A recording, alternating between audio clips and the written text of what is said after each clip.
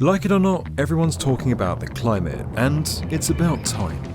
After years of grim prophecies about the state of our planet, it seems that governments and industries are finally taking some action on carbon emissions, or so it seems. But whether these measures are enough, there's one area of construction that simply has to change if we're to win this fight, and it's been almost completely ignored. Road building. Forget renewable energy and electric cars, this is the area of infrastructure that urgently needs a change of direction.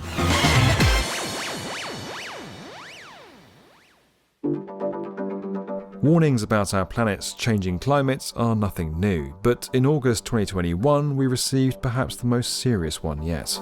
A new report from the Intergovernmental Panel on Climate Change revealed scientists are now seeing unprecedented changes in every region, caused by human activity. The first major review of its kind for almost a decade, it's been called a landmark study and a code red for humanity.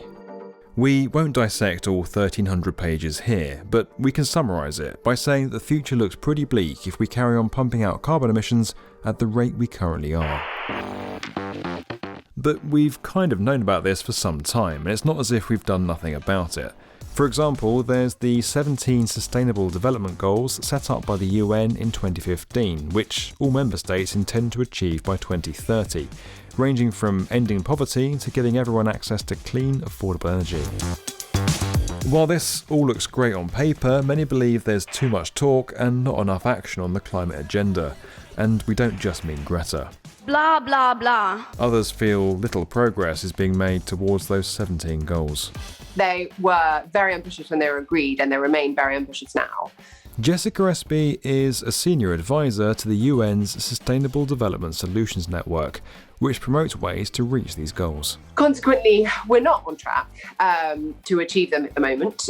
Almost none of the goals are on track. We've only got 9 years left to meet the deadline, which is 2030. And if we're going to do that, then we need to have, really fundamental rethink and conversations in all the major industries to make sure that, everyone moves at the same pace and realises the urgency of this. The goals are all important, but the ones that focus on responsible consumption and production, sustainable cities and communities, and industry, innovation and infrastructure are particularly key. Those three goals are about sort of trying to encourage us to fundamentally rethink some major heavy industry and infrastructure and the way we build and design the urban landscape and all of its associated trappings, including road infrastructure and transport systems. It's hugely important. This is especially true when transport accounts for a significant proportion of all CO2 emissions worldwide. Yet there's one area within transport that contributes massively to the problem, and yet it's almost completely overlooked as a sector that needs to evolve. We've been building roads for millennia, and they remain an essential enabler of mobility and trade. However, despite the huge progress we're seeing with the vehicles that use them and the emergence of new trends like 15-minute cities and car-free centres, developments in road building have been minimal. The thing is, we can't just do away with roads entirely. Even in the future, they're still going to be pretty essential for electric cars and autonomous vehicles. What does need to change is the way they're built. Construction and road building worldwide hold the key to significantly lower emissions, but there's very little reporting about the impact of road building now on our future. We've had over 100 years of a process that everybody's accepted, and we've reached a point where that process can't continue. Why is that? Well, you only have to look at how unclean and flimsy current road building practices are. Our roads need to be repaired or replaced far too often, and there's a continued reliance on cement and bitumen, which make up over 10% of all carbon emissions. If you look at them, they're out of step with the needs of our time. Transportation infrastructure, construction and road building are responsible for over 1/3 of our emissions worldwide, and 1/3 of that comes from cement and bitumen. Things are beginning to change in the world of road building, driven by new trends like autonomous and digital technology, automated production, and new materials. Several new ideas and pilot projects have emerged in that last category pretty recently. I think innovation in the area and some of the great technologies that people are working on can change our industry. Dr. Ellen Feeney is an associate professor at Arizona State University and an invention ambassador at the American Association for the Advancement of Science.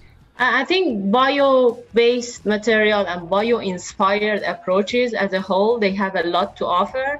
One other round of innovation that I see many people are trying to do is use of a lot of recycling and reuse of material that are so-called waste. Several new companies have used these methods to come up with alternatives to regular concrete and asphalt, including Uberbinder, based in Seattle.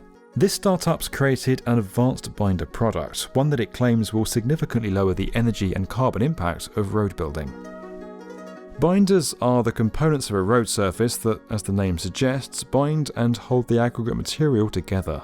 Uberbinder is a revolutionary organic polymer binder that's purpose engineered to replace the carbon and energy intensive cement and bitumen binders in concrete and asphalt. It uses industrial and agricultural byproducts and waste to make the binder itself. So to start with, we're drawing recyclable or we're drawing materials that are readily available.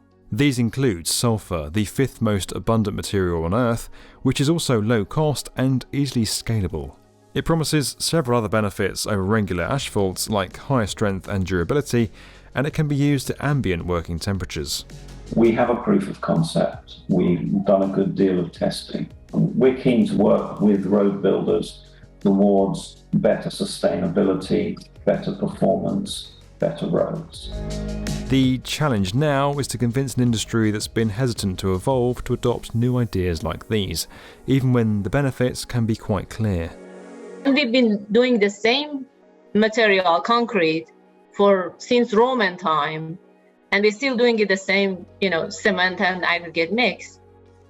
Because there are a lot of resistance to change, innovation and invention are much needed, especially when we are dealing with all the environmental stressors, climate change, and all the issues, major problems that we are facing. Getting road authorities and governments to shake their habits is going to be crucial if we're to improve our chances of hitting those targets mentioned earlier. But with more highly sustainable new ideas coming through on the materials side than ever before, we might finally be on the cusp of a much-needed breakthrough. It's not the only solution to our troubles, of course, but overhauling this forgotten area of transport infrastructure will be key to getting our planet on the road to recovery. This video is made possible by Uberbinder. You can learn more about their new binder material at the link below. And as always, if you enjoyed this video and you want to learn more about where construction is headed, make sure you're subscribed to tomorrow's build.